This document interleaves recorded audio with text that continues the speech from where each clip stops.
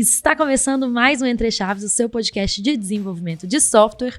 E hoje a gente vai continuar falando sobre IA, né? A gente só fala sobre IA ultimamente nesse podcast, mas hoje a gente vai contar mais alguns casos, né, de como a IA tem nos ajudado, né, ferramentas de IA têm nos ajudado a melhorar a nossa produtividade em todo o nosso ciclo, né, de desenvolvimento de software. Então a gente vai contar alguns casos, alguns números aqui, mas antes, Champs aqui, como sempre, comigo. E aí, Champs, como você está? E aí, Fernandinho, e aí, pessoal? Muito feliz que a gente vai falar de IA de novo, né? Eu adoro falar sobre isso. Então, falar hoje aí como que não só a IA pode estar presente no desenvolvimento mesmo, na engenharia de software, né? Mas também em todos os processos, né, de desenvolvimento, como você bem comentou. Exatamente. A gente sabe, né, Champs, que assim, a grande maioria dos episódios que a gente trouxe aqui foram de aumento de produtividade, ferramentas de IA bem aplicadas ao desenvolvimento, mas a gente sabe muito bem que o ciclo de desenvolvimento de um produto no geral, né, tem muito mais do que só codar. Né? Então, a gente tem etapas aí de concepção do produto, de produto e design desse produto. A gente tem, né, além do desenvolvimento dos testes, a gente também tem a parte de operação, né, de produtização, ou seja, acompanhamento desse software depois que ele entrou em produção. Então, a gente tem muitas outras coisas que são, né, estão envolvidas aí no ciclo de construção de um produto digital, que também são aceleradas por IA. E hoje a gente vai falar um pouquinho disso e falar mais, né, como eu falei, um pouco mais sobre produtividade. E para falar sobre isso, estamos aqui com o Marcos, que é a segunda vez que vem aqui no podcast. Já veio há algum tempo, mas se apresenta aí para a gente, Marcos. Gente, é a segunda vez, faz um tempo que eu não venho aqui. Eu sou desenvolvedor full stack, eu tenho foco mais em web, bastante foco em front-end, tenho uns 4, 5 anos de experiência aí na área. E venho usando bastante ferramentas de IA e espero poder ajudar bastante aí no episódio. Boa. E com a gente também estamos aqui com o Arthur, que já participou algumas vezes, inclusive dentro dessa série aqui também, né, sobre IA do Evolve. E aí, Arthur, como é que você tá? E Fernandinha, ei, Chaps, como é que vocês estão? Obrigado mais uma vez pelo convite. Eu estou bem, super empolgado aqui por esse bate-papo. Me sinto honrado e privilegiado para participar aí pela segunda vez dentro dessa série.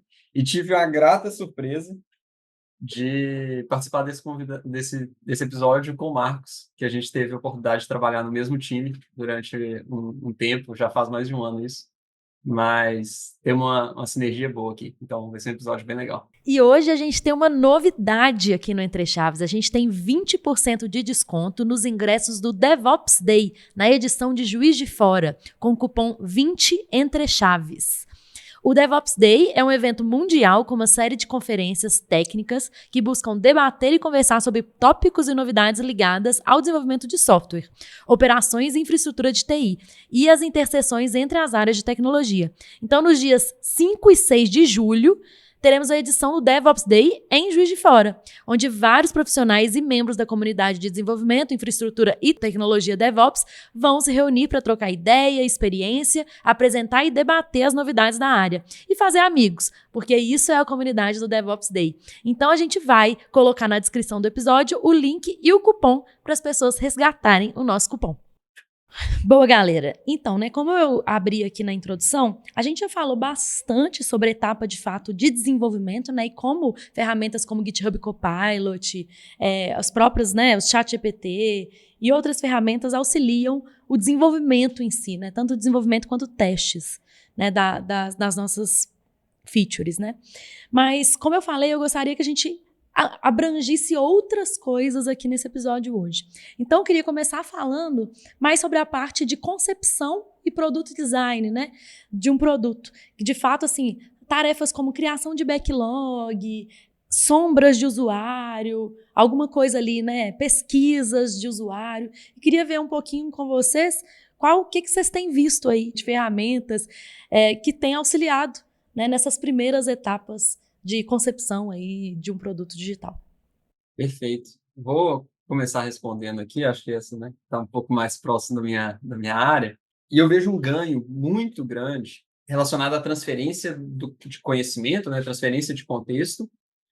Quando a gente vai falar de um handoff, por exemplo, né, da pessoa de produto e design para o time de desenvolvimento, mas também uma etapa que precede isso, que vai depender de contexto a contexto, né? Existem produtos que têm muito claro as soluções que estão sendo desenvolvidas, né?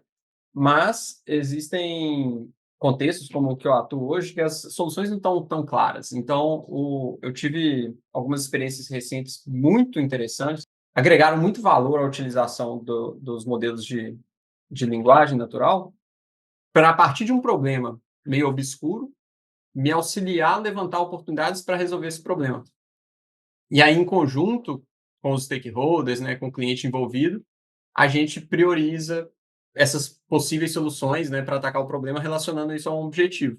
Então, um trabalho que eu vejo, né, relacionando ao tema aqui do episódio de produtividade, que é algo que muito provavelmente eu organizaria um workshop, chamaria várias pessoas, demandaria uma agenda, consolidaria tipo um trabalho ali mais extenso, eu consegui, utilizando IA, já mastigar um pouco e levar uma proposta um pouco mais já madura para o cliente, né, para os stakeholders envolvidos para essa tomada de decisão. E a gente utiliza realmente durante todo o ciclo de vida. Então, eu estou falando aqui desde o momento de levantamento de oportunidades para resolver o problema, né, linkando isso com os objetivos de negócio, até que, pô, vamos desenvolver essa solução aqui.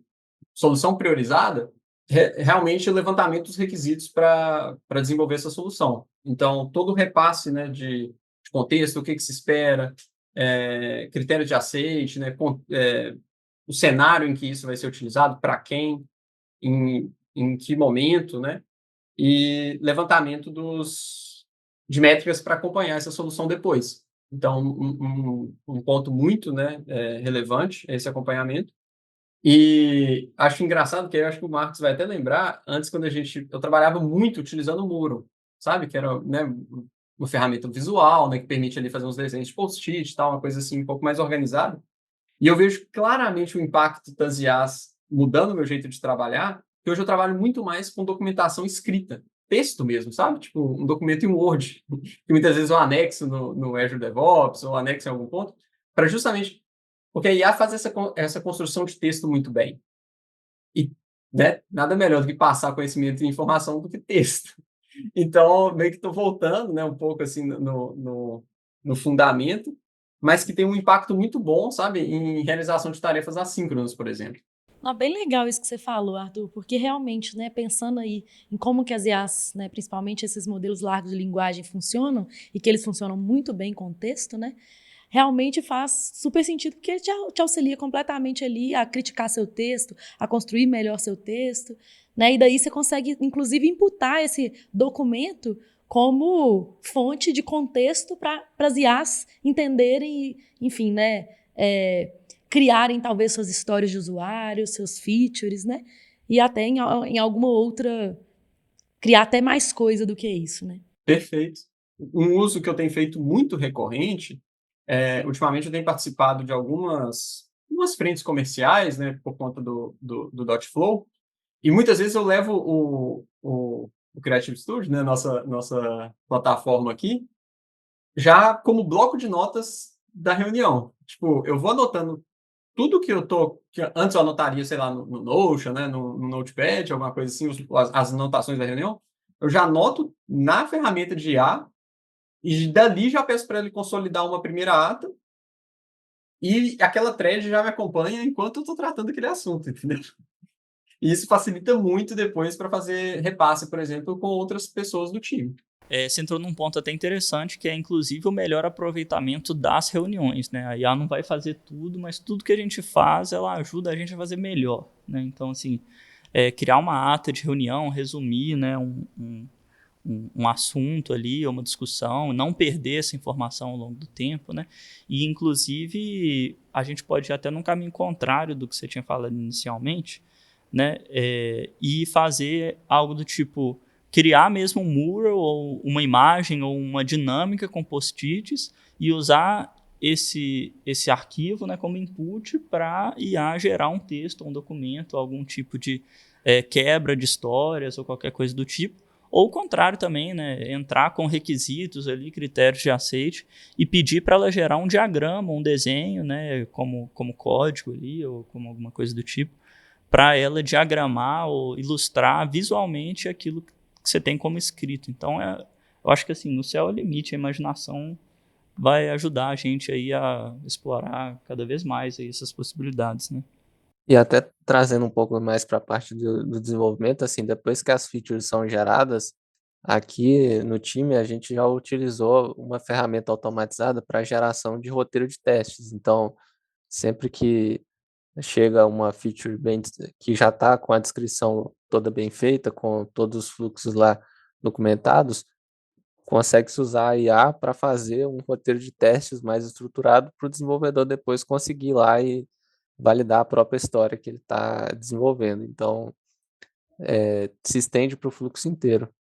Isso eu acho muito legal, né? Porque aí a gente vai utilizando IA em todos os passos, o que vai fazendo com que os nossos artefatos produzidos tenham mais qualidade mesmo, né? Então a gente acaba tendo uma feature mais bem escrita, uma história mais bem escrita, o que faz com que a gente consiga ter roteiros de teste mais bem escritos, né? E mais assertivos. O que faz com que a gente, em algum momento, possa ter códigos mais bem escritos também, né?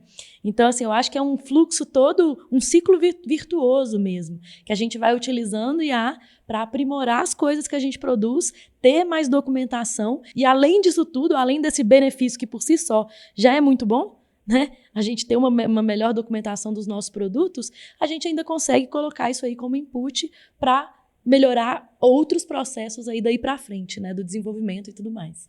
Mas uma coisa que você falou, Arthur, que me deixou curiosa, sobre o mural, porque o mural, querendo ou não, ele também, né, tanto o mural quanto o Miro, eles também têm adicionado, né, ferramentas aí de IA, de geração de ideias, de sumarização, de clusterização de post-its e tudo mais, que também acabam auxiliando a utilização do próprio mural. Ainda assim, você prefere utilizar, né, o seu Word lá e, enfim, gerar mais texto mesmo?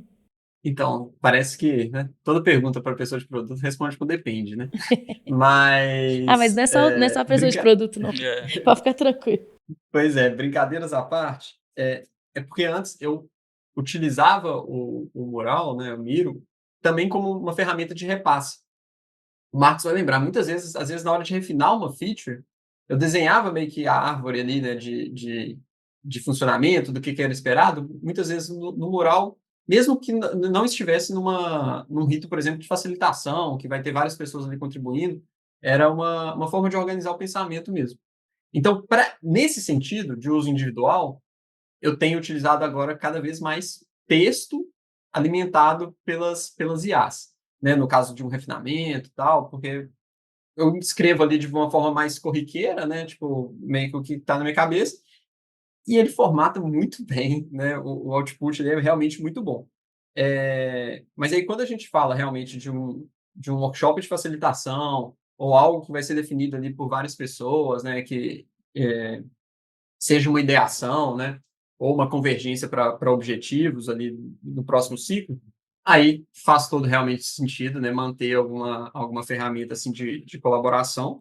E eu utilizei algumas vezes, recentemente, algumas dessas funcionalidades de clusterização e segmentação assim, de post-its e realmente está interessante a perspectiva, sabe? Acho que ainda tem Ainda tem a um melhorar, caminho a né? ser Assim, trilhado aí. pelo que eu também já testei, acho que ainda tem um pouco a melhorar, mas já faz alguma Sim, coisa ali, né? Já, faz. até E a perspectiva é boa. clusterização ali, às vezes dá errado, mas algumas vezes já tira, né? Você já não precisa ficar agrupando todos os seus post-its que são semelhantes, né? Mas, querendo ou não, é isso que a gente está falando sobre produtividade, né? Acelera, te tira do zero muito rápido. Né? E pode ser que você tenha ali que dar alguns ajustes, mas te tira do zero. Exato. E eu acho que um ponto crucial é justamente aí, romper a inércia, né? Tipo assim, sair do zero, e seja em qualquer tarefa for, né? Tipo, se for um refinamento, uma documentação, escrever algo. Um exemplo que eu queria trazer aqui hoje, né? Tipo, eu não tenho um background técnico, né? Eu tenho um viés muito de negócio, né? Sou formado em engenharia mecânica, enfim. Então, não tenho muita expertise em escrever código, né? Com linguagens de programação.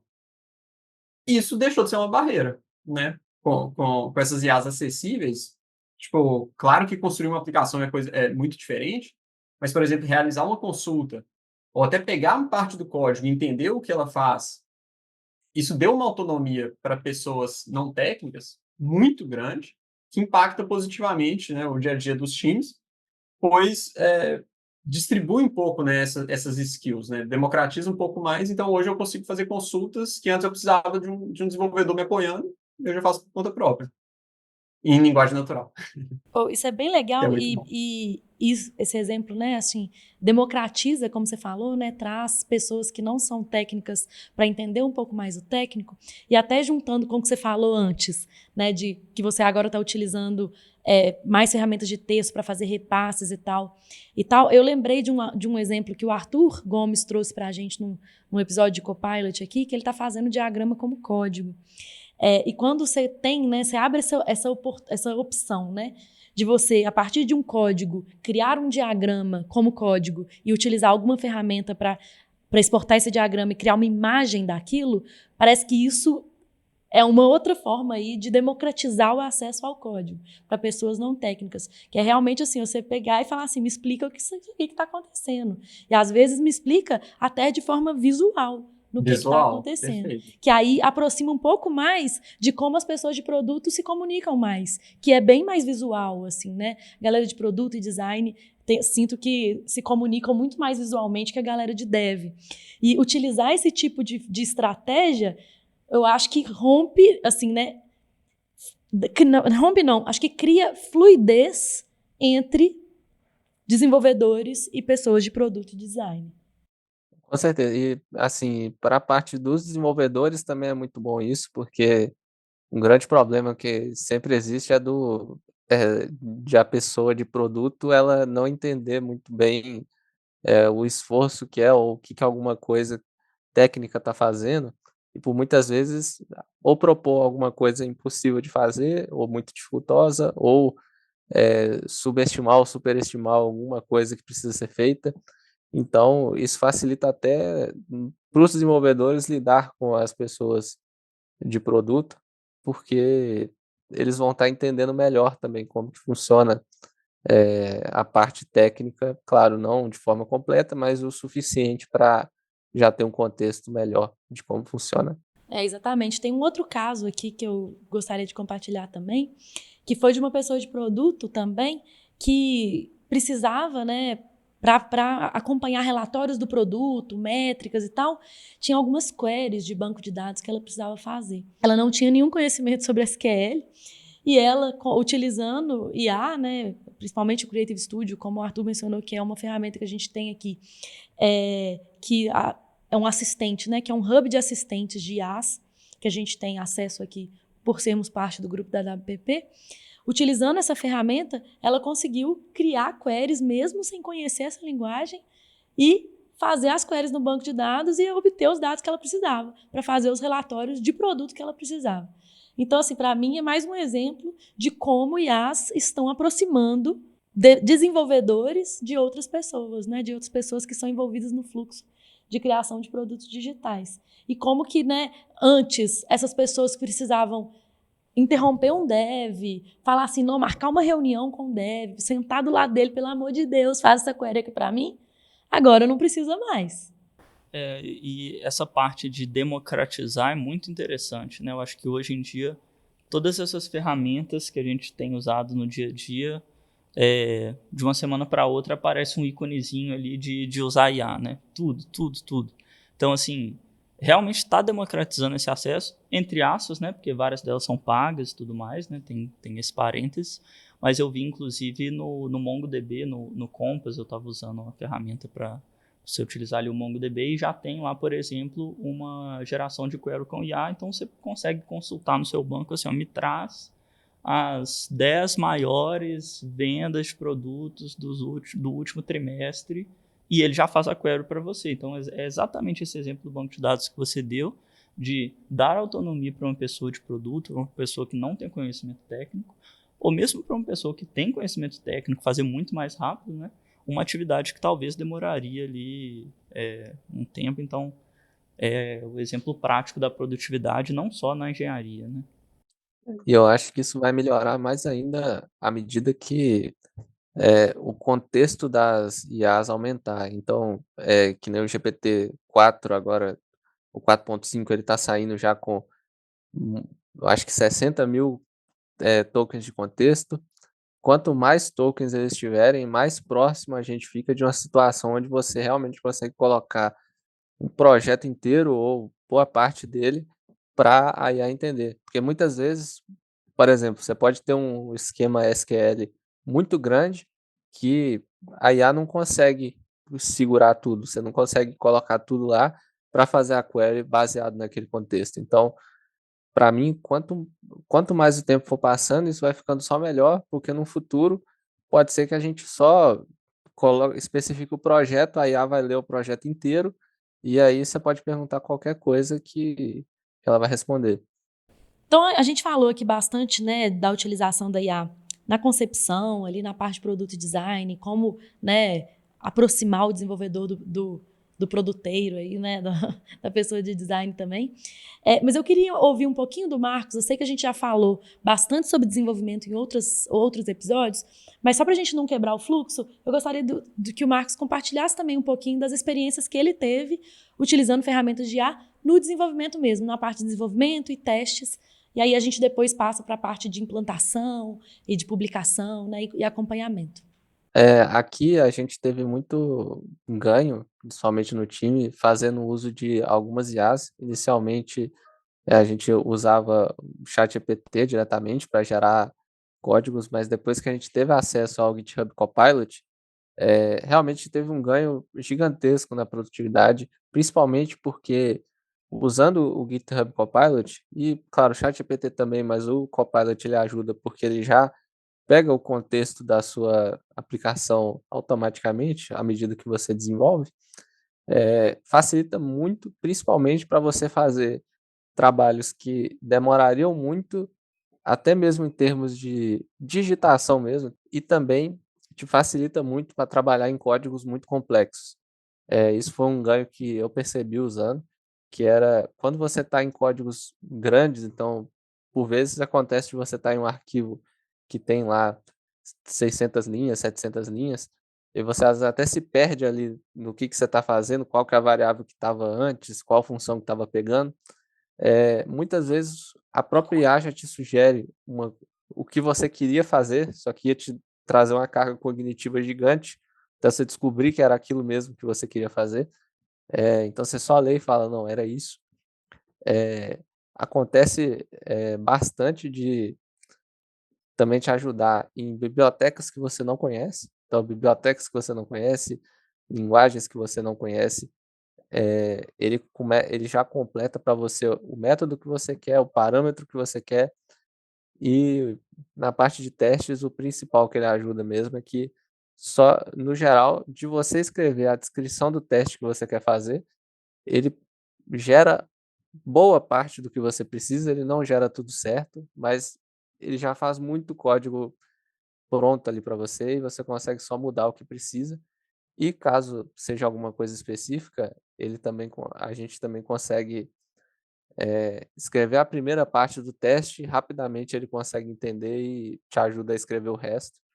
Então, nessa parte, foi um ganho muito grande. Ajuda muito, principalmente para desenvolvedores novos, porque para os desenvolvedores mais experientes, ele facilita no tempo, no tempo de fazer é mais rápido, mas especialmente caso tenha um desenvolvedor mais júnior, um estagiário, e eles precisam mexer na codebase, isso é muito importante para eles, ajuda muito, porque por muitas vezes ele ia ter que te chamar, você ia ter que dar uma ajuda lá, ou ele ia ter que pesquisar por muito tempo, e o Copilot já preenche o código para ele ali, então ele vai conseguir desenvolver muito mais rápido do que se ele não tivesse ajuda nenhuma. Foi até um ganho que a gente notou, os desenvolvedores menos experientes do time conseguiram fazer mais coisa por si só, usando as próprias completudes do GitHub Copilot. Com certeza, né? Assim, os desenvolvedores, eles são com certeza os early adopters, né? Eu acho que eu até já falei isso aqui no Entre Chaves. Para mim, os desenvolvedores, eles são os grandes early adopters, que realmente, assim, saiu a tecnologia, já começa a usar, já começa a experimentar, já começa a tentar fazer aquilo lá. Então, eu acho que faz muito sentido que as etapas de codar mesmo sejam as etapas, de fato, assim, onde hoje a gente ainda absorva, né, o maior aumento de produtividade, né? Mas tem uma pesquisa da McKinsey que fala, né, sobre o quanto ferramentas de IA ajudam, auxiliam na redução de tempo, e falam aí que a geração de código reduzem até 45%, né, no tempo de execução dessa tarefa. Na documentação, até 50%, na refatoração, até 30%. Então, assim, essas ferramentas de IA, igual o GitHub Copilot que você deu exemplo, Marcos, são muito, muito úteis mesmo, principalmente para os desenvolvedores. Né? Mas como a gente está falando aqui, não só para os desenvolvedores, mas para todos os outros profissionais que estão envolvidos na cadeia aí de construção de um produto digital. Mas é legal ouvir a sua percepção, que como a gente falou, né, a gente já fez outros episódios sobre, principalmente a parte de teste, de desenvolvimento, falamos sobre refatoração, né, falamos sobre autocompletes, mas é bom ouvir o seu depoimento também, porque reforça, né, o tanto que essas ferramentas têm ajudado os devs. Né? E não só os devs, né? Eu vejo um ganho, né, sem querer chover no molhado, né? Mas é um ganho, como a gente falou, eu gostei muito da expressão que a Fernandinha usou, que é, de fato, um ciclo virtuoso. Que a gente ganha tanto velocidade quanto qualidade. O Marcos me trouxe um gancho de ganho de autonomia do time. Por exemplo, a gente implementou agora recentemente aqui no time uma IA que faz uma validação de PR, né, do código que o desenvolvedor está subindo, antes, né, que o DL, ou o arquiteto do time, realmente faça isso. Então, ele já gera uma primeira autonomia ali, né, tipo, que ganha-se produtividade em todo o time, e depois a interação que vai ter entre essas pessoas, né, o desenvolvedor e o profissional ali mais sênior, né, responsável pela qualidade, né, e as entregas do projeto, vai ser algo mais eficiente, né? Tipo, vai ser pontual, vai ser tirar uma dúvida, explicar algum conceito. Então, eu vejo isso até nas métricas de entrega aqui do time, sabe? Tipo, a gente consegue observar ganhos, né? Aqui no meu caso, né? A gente trabalha medindo muito lead time e cycle time, mas ganho nesse sentido também, sabe? Tipo, de realmente acelerar ali a esteira de entrega. Bem legal você ter mencionado isso, Arthur, porque eu acho que é legal também a gente falar mesmo dessas métricas, assim, né, que são sensibilizadas quando a gente usa essas ferramentas.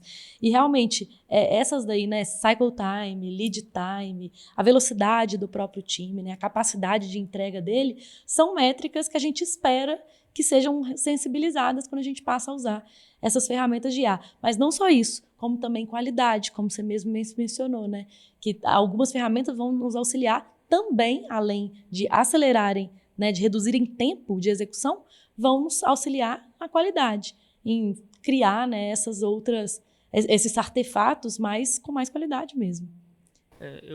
Eu acho legal a gente destacar, assim, eu percebo isso em todos os comentários que a gente faz, que é o fato de que fazer software está ficando mais barato. Esse é o ponto, né? Porque, assim, você melhorar a qualidade do código, facilitar a manutenção, diminuir a quantidade de bugs, ter um código melhor, torna mais barato mexer naquele código. Né? Você entregar uma feature mais complexa, mais rápido, com mais qualidade, torna mais barato você construir um software complexo, entendeu? Então, eu acho que abre margem para a gente ter uma economia assim, enorme, né? Ou um aceleramento na produção de software assim, enorme também. Então, no final das contas, eu acho que é muito sobre esse custo que a gente tem otimizado, né, no final das contas. Sim, concordo 100%. Mas eu queria também só destacar que a gente aqui no Entre Chaves já falou 1000 vezes sobre o Dora, né? Mas a gente tem utilizado o Dora para medir esse tipo de coisa, porque a gente aqui na DTI a gente é extremamente pragmático e até meio cético, né, em algumas coisas.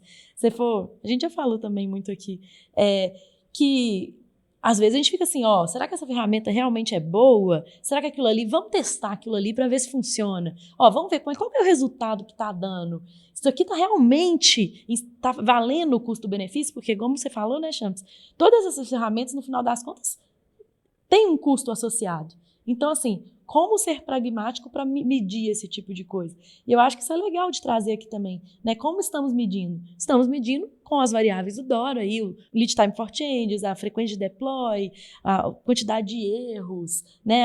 O tempo de restauração, que são as 4 variáveis do DORA, a gente continua medindo aqui. E também, né, como eu mencionei, velocidade e capacidade do time, velocidade de coding, principalmente, né, que é a velocidade de fato de codar. Né? E a gente espera que essas coisas acabem sendo mobilizadas justamente. As variáveis do DORA eu acho que são bem importantes para isso, porque elas expressam justamente eficiência, né? Elas expressam performance. Né? Então, se eu estou fazendo um código de maior qualidade, eu tenho menos bug. Né? Se eu estou fazendo um código com maior velocidade, eu consigo publicar mais rápido, eu tenho um lead time mais rápido. Então, essas variáveis eu acho que são bem legais a gente mencionar, que são a forma que a gente está medindo aqui e que eu acho que é um bom jeito, né, de medir a efetividade dessas ferramentas que a gente tem hoje, que são infinitas. Né? Perfeito. E vale... queria trazer aqui, né, porque a gente falou muito de métricas relacionadas, né, operacionais ali, de entrega de software, como que isso se relaciona a métricas de negócio, que é no final do dia o que o produto quer impactar, né? Porque se estamos entregando um software com maior qualidade, de forma mais rápida, entende-se, né, que essa solução vai gerar os impactos necessários, né, levantados ali, né, a priori, de forma mais rápida. E se não gerou, a gente gera aprendizado a partir Isso, a dela. gente vai Porque saber mais acontece rápido também, muito. né? Exato. Uhum. Acontece, às vezes a gente coloca alguma solução em produção que não tem o resultado que a gente imagina. Mas justamente aí mora, né, a gestão de produto, que é fazer essa análise, entender e iterar em cima dela. Né? E aí sim a gente buscar o caminho que vai atingir o resultado que a gente espera. Então, né, novamente, é o ciclo virtuoso. E aí, então, eu queria puxar, né, continuando aí o ciclo do produto, de construção de um produto, queria puxar agora a fase aí de após o desenvolvimento, né? Então, a gente falou da concepção ali, do antes do desenvolvimento, falamos um pouquinho brevemente aqui sobre o desenvolvimento, e aí queria puxar a etapa do após, né? Assim, dado que eu testei, desenvolvi meu código, coloquei, né, fiz o meu pull request, coloquei ele lá, vou, né, colocar em produção. E aí? Né, quais são aí como acelerar essas etapas do pós-desenvolvimento?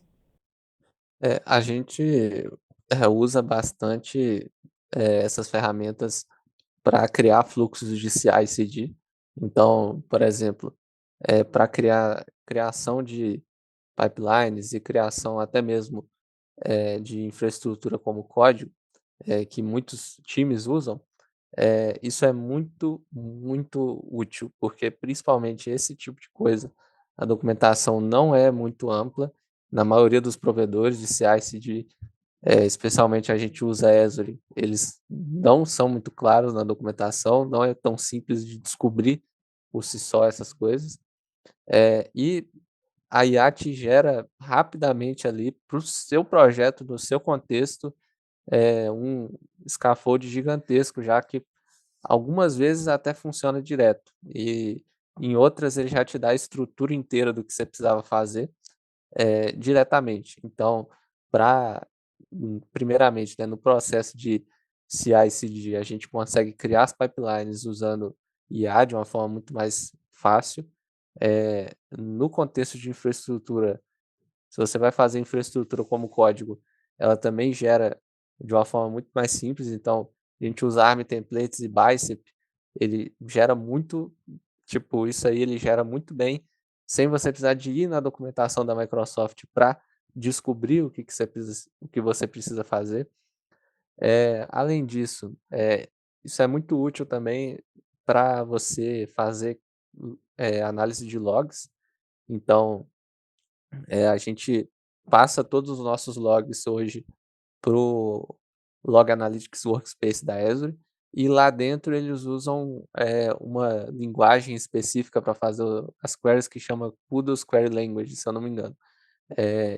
E essa linguagem ela é bem específica, ela tem algumas peculiaridades e não é muito trivial, assim, se você nunca mexeu, de saber fazer, mas se você pede para a IA fazer uma query específica lá para você, ainda mais sendo recursos conhecidos, então você fala, eu quero saber quantas invocações o meu function app teve nas últimas 12 horas para essa function específica aqui.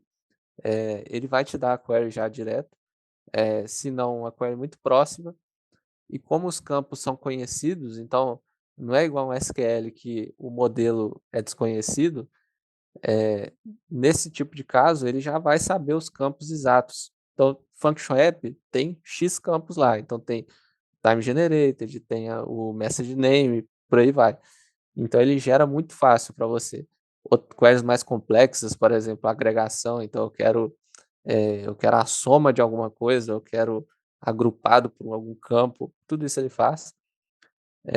A gente também usa no contexto de análise. Só antes de você passar, Pode falar. Marcos, deixa eu já te fazer uma pergunta. Quando você fala ferramentas de IA, você está falando, por exemplo, do Creative Studio, ou você está falando do Copilot de dentro da Azure?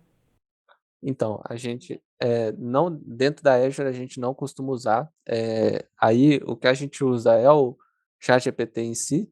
No caso, tem o interno da app, né? Então a gente utiliza ele. Você pode mandar uma query lá, você escreve linguagem natural que você quer e ele te dá, você pega o resultado e joga lá na query que você quer fazer. No caso das pipelines, você consegue fazer via GitHub Copilot, porque ele já é no código mesmo que você vai escrever. Infraestrutura como código é a mesma coisa. Você também consegue gerar diretamente isso. Esse exemplo que você deu aí, antes de você passar para os logs, antes de você passar para frente, né, esse exemplo dos logs, eu achei muito bom que ele, de fato, assim, né, diminui de novo o que você falou lá da carga cognitiva, né, ou até da infraestrutura também, de como que os desenvolvedores que às vezes assim, ou até desenvolvedores mais experientes, ou mesmo experientes, às vezes tem que ficar consultando um tanto de coisa de documentação e tal, para entender, lembrar como é que tem que instanciar não sei o quê, ou como que tem que fazer aquela query específica que você, sabe assim, tira mesmo a carga cognitiva, simplifica o processo, né, cria uma camada de abstração, tudo isso é muito interessante ver, né? Eu sei exatamente o que você está falando, porque há um tempo atrás já eu tive que trabalhar com um sistema legado bem complexo, assim, que a gente precisava construir implementar uma série de logs e construir uma série de dashboards em cima desse sistema para identificar gargalos de performance, métricas de negócio e várias dessas coisas. E eu usei justamente o Application Insights e o KQL, que o Marcos comentou. E eu lembro que eu fiz queries muito complexas. Eu acho que eu li a documentação inteira da Microsoft sobre o KQL para conseguir fazer as queries que eu queria. E trazendo para os dias de hoje, eu teria economizado, mas não é pouco, é muito tempo, é muita carga cognitiva para poder ter os mesmos resultados, assim. Talvez sairia uma query até melhor do que a que eu fiz na época, sabe? Então, assim, não sei se lá no Application Insights, nessas ferramentas, já tem alguma ferramenta igual que eu comentei do MongoDB, né? Mas se não tem, provavelmente vai ter em breve, né? Mas assim, essa parte de sintaxe, né? Que às vezes a gente tem que entender uma sintaxe específica para fazer alguma coisa, fica muito mais trivial, né? Para qualquer linguagem, qualquer tecnologia que você for usar, ou se você for passar o seu conhecimento, digamos que você tem uma linguagem para outra, isso se torna bem mais simples, né? Sim, com certeza. O maior, para mim, eu sempre digo que o maior problema assim, do desenvolvedor médio não é saber como, né, ele descobrir que ele pode fazer alguma coisa. É ele lembrar como que ele pode fazer o que ele já sabe que ele pode. Então, é aquilo. Eu sei que dá para fazer isso, mas eu não lembro como que faz. Aí, antigamente, a gente sempre ia documentação, Stack Overflow. Eu lembro até de antigamente eu lembrar a busca no Google que eu tinha feito para descobrir aquilo, mas eu não lembrava o comando. Então, você voltava no Google, pesquisava, só que é sempre isso, e passa de linguagem para linguagem. Então é aquilo. Você sabe que dá para fazer a query específica lá no KQL, que você consegue aquela informação, você só não sabe a query. E a IA ajuda demais nisso. É impressionante. É impressionante, né? Passa tempo, passa tecnologia e os problemas fundamentais dos desenvolvedores continuam os mesmos, né? Que é lembrar a sintaxe das coisas. Como o Marcos bem falou, eu gostei muito do que você falou, que é lembrar como que faz a coisa que a gente sabe que tem como fazer. Exato, é porque é aquilo, né, é coisa demais, assim, são muitas linguagens, muitos contextos, então, e o mais importante é isso, né, é saber que dá para fazer, porque o como fazer você descobre, e com a IA fica melhor ainda, porque, e até o GitHub Copilot também ajuda muito nisso, porque você sabe o que você quer fazer, você vai já começando a escrever e ele entende, ah, não, você quer fazer isso, então toma o resto do código aqui, você só olha e fala, não, é isso aí mesmo, segue o jogo. Boto fé. Tem um cenário que eu imagino que, se não está acontecendo ainda, vai acontecer em breve, que é justamente essa sugestão do Copilot no código se estender para outras coisas, né? Essa parte de sugerir mesmo, de já fazer alguma coisa que ele sabe que a gente vai querer, sem a gente nem pedir ali, sabe? Igual quando a gente está mexendo, sei lá, no Google Fotos, não sei se vocês costumam utilizar, mas ele já sugere assim, olha, achei esses prints aqui que eu acho que é lixo, eu posso deletar? Então ele já identifica ali alguma coisa. Se você está fazendo ali usando uma ferramenta de monitoramento tipo Insights ou New Relic, que eu já usei e tem também uma funcionalidade de IA, às vezes ele já vai começar a te sugerir, olha, eu fiz esse dashboard aqui com essa métrica, porque parece que é parecido com o que você está trabalhando. Será que não, isso aqui não é útil para você? Então acho que essa parte de sugestão ela vai se estender ainda mais para além do código e, enfim, né, falando de futuro aí já, acho que vai ficar cada vez mais fácil e mais fácil da gente ter. E assim, tem uma coisa nova no horizonte aí que surgiu tem poucos dias aí, que são os computadores com IA nativa. Não sei se vocês viram sobre. Agora, a Microsoft está entrando gigantesca no mundo da IA local nos PCs, a Apple deve entrar também logo menos, que é realmente, ao invés de você ter que mandar processamento de IA para a cloud, é você ter um processador dentro do seu PC com uma capacidade, com a NPU, né, a Neural Processing Unit, que ele próprio, localmente, ele consiga fazer o processamento que vai ser muito mais rápido. E aí tem esse tipo de coisa, que nem a conferência da Microsoft lá, que eles mostraram, né, esses Copilot PCs que eles chamam, eles mostraram coisas parecidas, não era com código, mas era coisa assim, você está mexendo no seu computador, e aí de repente ele te dá uma sugestão de alguma coisa, ou então, vamos supor, você mexeu em 30 páginas diferentes, aí você fala, nossa, eu queria ver eu vi um peixe em algum momento aqui. Você fala com a IA e ela te devolve o site que você estava na mesma hora, assim. Então, imagine isso para código, né? Você está lá na sua IDE, codando, e aí, de repente, enquanto você está codando, ele está analisando o seu arquivo, os outros arquivos do Workspace, e de repente ele te fala, olha, essa função que você está escrevendo já existe, nesse arquivo aqui, ó. Então, imagina as Eu ia possibilidades, falar né? que o clipe do Windows, né? Vocês lembram dele? Ele voltou e Aham. ele está mais forte, Ele bem mais está mais poderoso forte. agora. Ele Exatamente. foi. É, Ele evoluiu. Tá com esteroides. É. Mas, Marcos, você estava continuando contando alguns outros exemplos que você teve aí no seu time? Isso, a gente usa bastante, isso bastante mesmo, que é para questão de. A gente tem alguns datasets Power BI que a gente tem que acessar, e Power BI ou você acessa usando MDX ou DAX. São duas linguagens aí para acesso desses cubos, né, do Power BI. Então, só que é uma linguagem muito difícil e não tem tanta documentação assim. Geralmente, quem sabe é quem já sabia, né? Não se sabe como a pessoa aprendeu, mas ela sabe de algum jeito fazer aquilo. Aí, sem o ChatGPT era muito difícil, porque, tipo, o desenvolvedor não sabe fazer, quem sabe são só os caras, às vezes tem um time de dados aqui dentro, então a galera de dados sabe fazer, mas os caras já estão mega ocupados.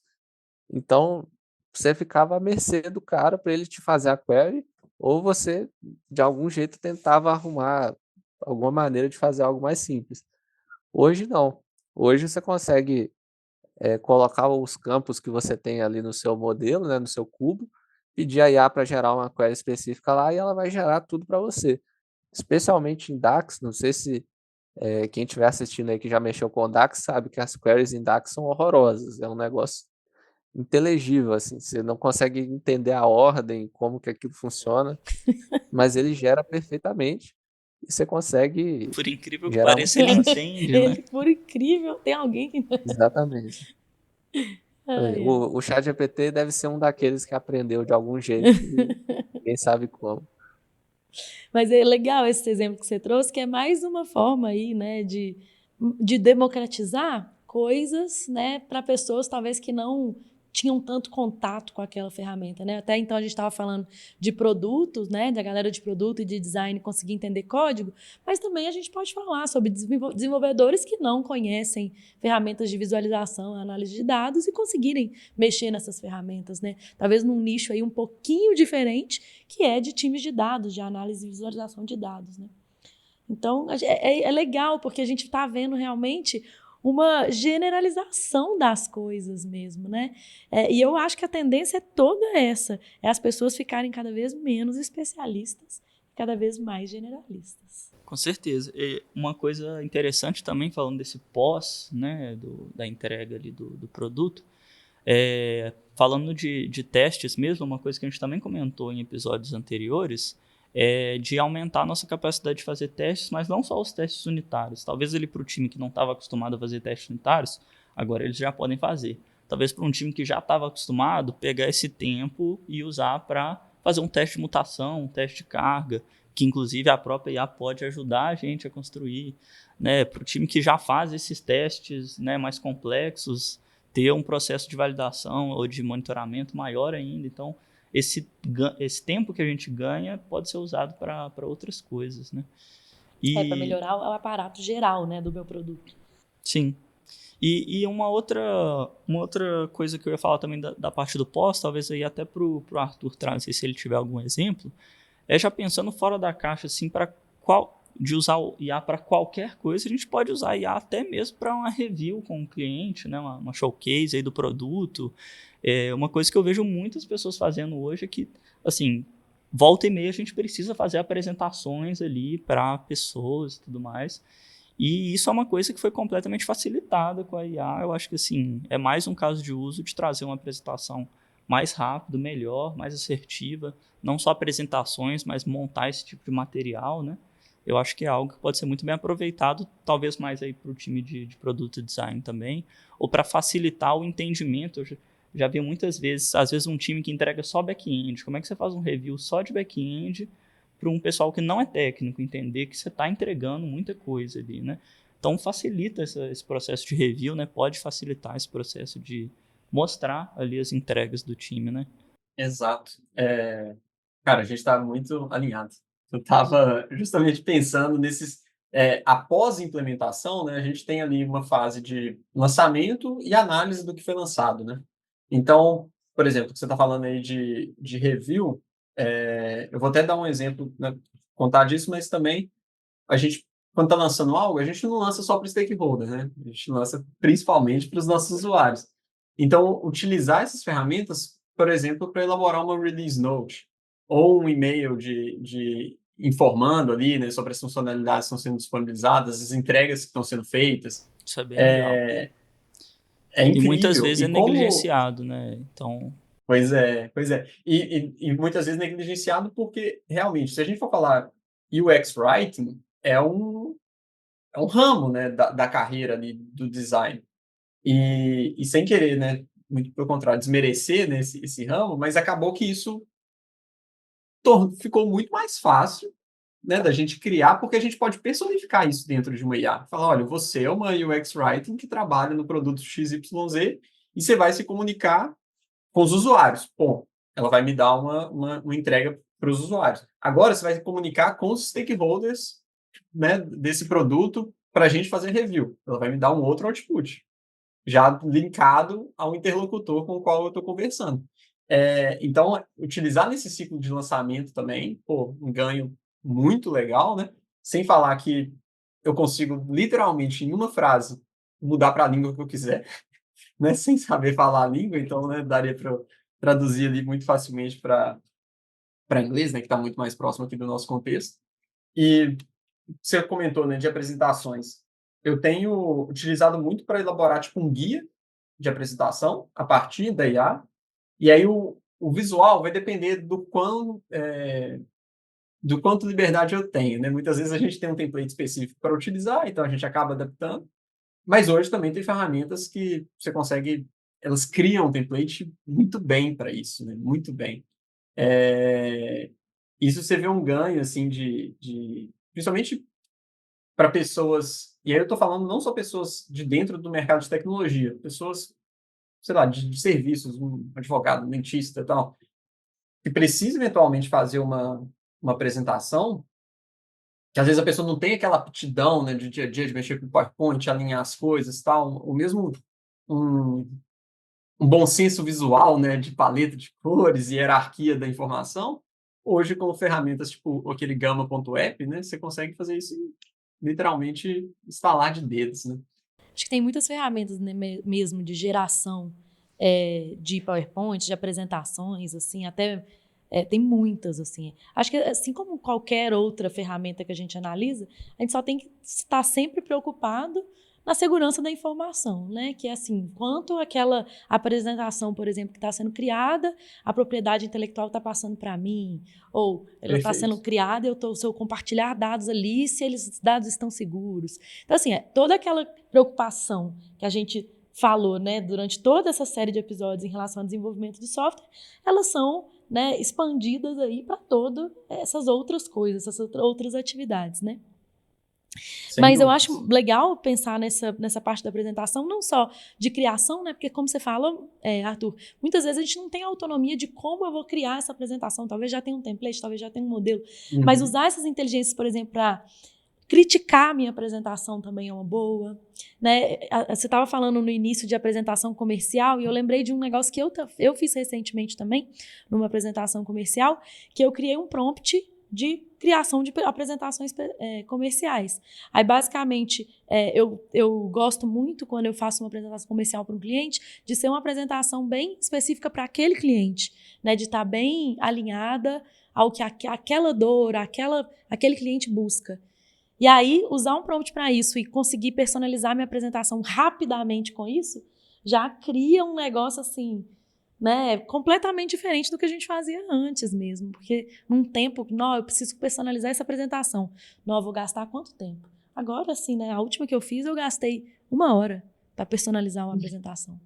E gerou um É resultado assim, muito que a galera legal. falou, uai, mas que hora você fez a apresentação? Eu falei, Pois é. Nem te conto. nem te conto. E trazendo mais alguns exemplos de aplicação, assim, numa fase de análise, né, a gente pode utilizar, por exemplo, para avaliar feedbacks, né, que os usuários estão dando ali no produto. Então, ao invés de eu ter que ler ali, né, uma tabela gigante com todos os feedbacks, eu posso pedir uma IA analisar isso para mim, ou então até dar um comando para ele, pô, resuma os feedbacks recorrentes que mais se repetiram, né? Tipo assim, e classificar uma intensidade nisso, né? De satisfação ali, né? Conseguir quantificar isso também. Ajuda, né, nas consultas, como a gente falou anteriormente, e, e até mesmo, às vezes, fornecer alguma resposta, sabe? Tipo, alguma saia justa, eventualmente, que a gente venha tendo e tal. Em vez de responder de bate-pronto, falo, "Pô, vou trocar uma ideia aqui, né?" E aí encontro uma forma mais política, às vezes, de falar um não, ou, né, de buscar um meio termo ali, né, de uma demanda, às vezes, que surge de última hora, enfim. Acho que cabe também a utilização desses contextos um pouco mais subjetivos, sabe? Total, assim, eu acho que nessa parte, né, de review, de apresentações, eu acho que acelera muito, mas tem outras, né, assim, acho que tem muitas outras etapas que a gente nem vai conseguir falar de todas, mas, assim, retrospectiva também é uma outra que dá para acelerar, né, pensando aí nos cards, em, né, conseguir classificá-los mais rápido. A gente falou um pouquinho aqui de ferramentas tipo do Mural, que conseguem acelerar, por exemplo, uma retrospectiva, mas até, assim, planilhas, tem essas... o próprio Teams, né? A gente falou de reunião, de ata. Eu posso pegar uma transcrição de uma reunião, jogar no nosso Creative Studio, por exemplo, e conseguir fazer uma ata, fazer os highlights mesmo, né? Assim, gerenciar risco com isso. Até tem a ferramenta do Copilot do Office, eu nunca usei, mas tem algumas pessoas aqui na DTI que já utilizaram. E já vem também alguma melhora. Acho que essa ferramenta, né, pelo menos nos últimos feedbacks que eu tive, ainda está caminhando também, mas é uma que tem um potencial gigante, né? Afinal, conecta no Teams, né? E eu consigo, por exemplo, fazer esse tipo de ata, tipo de coisa assim. Eu consigo fazer esse tipo de interação com reuniões muito mais fácil. Conecta lá no Excel e todas essas ferramentas do Office, né, que a gente usa muito. E, enfim, né, o potencial é muito grande. Assim, a gente está caminhando para o dia em que, como o Marcos comentou antes dos tokens, né, a gente tendo tokens infinitos aí, estamos caminhando para o dia em que a gente vai sair de uma reunião, nosso assistente virtual vai falar, eu vi que vocês estavam querendo fazer isso aqui, ó, já tá fiz. Pronto. Então, assim... Toma aí uma primeira versão. É isso, eu acho que para fechar, quase que como se persistir os sintomas, o médico deverá ser consultado. Eu acho importante a gente mencionar, como você tinha falado antes, que as ferramentas de IA são sempre copilotos, né, e que a gente tem sempre que validar, né, o que está sendo produzido, sem confiar cegamente em tudo, né, e as questões de segurança devem sempre ser consideradas, né, para o contexto em que você está utilizando. Aqui na DTI a gente sempre utiliza ferramentas corporativas, e com as devidas validações de segurança. Então, são 2 critérios aí que eu acho que são fundamentais em qualquer uma dessas utilizações que a gente comentou. Exatamente, né? Seja o desenvolvimento, seja uma reunião que eu estou fazendo, porque afinal ela pode ter, né, dados sensíveis, a gente pode ter falado coisas estratégicas que a gente não quer compartilhar, né, com o mundo.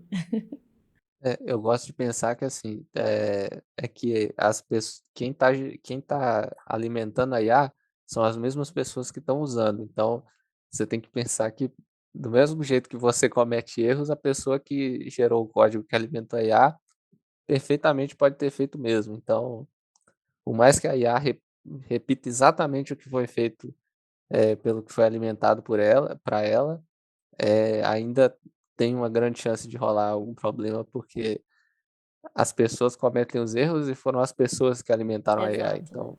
Exato, né? E às vezes a resposta mais comum, que foi inclusive, né, estatisticamente o que a IA escolheu para te responder, não é a melhor resposta, né? Pode conter erros.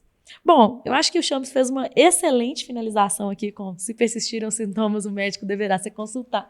Então é isso, galera. Até a próxima. Tchau. Valeu, pessoal. Então, gente, obrigado. Até a próxima. Foi ótimo participar. Abraço para todo mundo. Falou, gente. Muito obrigado. Até a próxima.